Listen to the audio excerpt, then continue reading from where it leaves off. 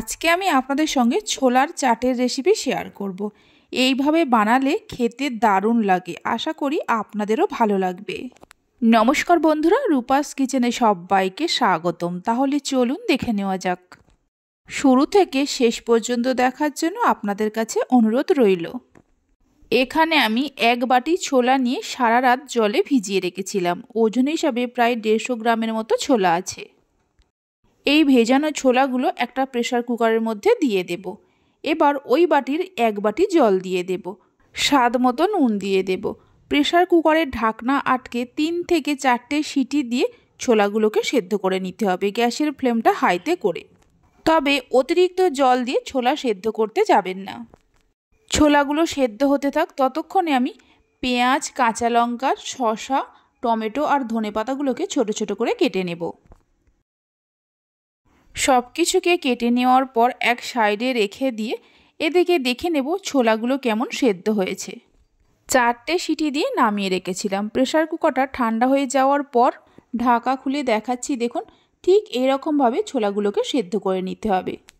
দেখুন, ছোলাগুলো খুব সুন্দরভাবে সেদ্ধ হয়ে গেছে। এবার গ্যাসের ওপর একটা প্যান বসিয়ে প্যানের মধ্যে 1.5 চামচের মতো সাদা তেল দিয়ে দেব। তেল গরম হলে একটা মিডিয়াম সাইজের পেঁয়াজকে কুচিয়ে নিয়ে দিয়ে দেব। 1 চামচ কাঁচা লঙ্কা দেব। হাই ফ্লেমে পেঁয়াজ আর কাঁচা লঙ্কাকে হালকা করে ভেজে নেব। মিনিট 2-3 ভেজে নেওয়ার পর এর মধ্যে দিয়ে দেব সেদ্ধ করে রাখা ছোলাগুলো। এখানে ছোলাগুলো আমি জল শুদ্ধ দিয়ে দিয়েছি, আপনারা চাইলে জল ঝরিয়েও দিতে পারেন। অল্প করে হলুদের গুঁড়ো দিয়ে দেব, মানে 1 চামচের 3 ভাগের 1 ভাগ। অল্প করে জিরে গুঁড়ো আর অল্প করে ধনে গুঁড়ো আর অল্প করে কাশ্মীরি লঙ্কার গুঁড়ো, মানে সব কিছু আমি 1 চামচের 3 ভাগের 1 ভাগ করে দিয়েছি। হাই ফ্লেমে কিছুক্ষণ রান্না করে নেব, যতক্ষণ না ছোলার এই জলটা শুকিয়ে যায়। মিনিট 3-4 রান্না করে নেওয়ার পর দেখুন ছোলার জলটা শুকিয়ে গেছে। আরও মিনিট 2-3 সময় ধরে ছোলাগুলোকে একটু ভাজা ভাজা করে নেব। ছোলাগুলোকে ভালো করে ভেজে নেওয়া হয়ে গেছে। গ্যাসের ফ্লেমটা বন্ধ করে দিয়ে একটা মিক্সিং বোলের মধ্যে ঢেলে নেব। এইভাবে একবার ছোলার রেসিপিটা বানিয়ে দেখতে পারেন, আশা করি বাড়ির সবাই খুবই পছন্দ করবে। বাড়িতে বানালে খেয়ে কেমন লাগলো অবশ্যই আমাকে কমেন্ট করে জানাবেন। এবার ছোলার মধ্যে দিয়ে দেব যে পেঁয়াজ, শসা, কাঁচা লঙ্কা, টমেটো আর ধনেপাতাগুলো কেটে রেখেছিলাম দিয়ে দেব। এখানে আমি শসার খোসা ছাড়াইনি, আপনারা চাইলে শসার খোসা ছাড়িয়ে দিতে পারেন। আর টমেটোর দানাগুলো আমি ফেলে দিয়েছি। এবার এর মধ্যে দিয়ে দেব অল্প করে বিট লবণ। ছোলার সেদ্ধর সময় স্বাদ মতো নুন দিয়েছিলাম, তাই অল্প করে এখন বিট লবণ দিলাম।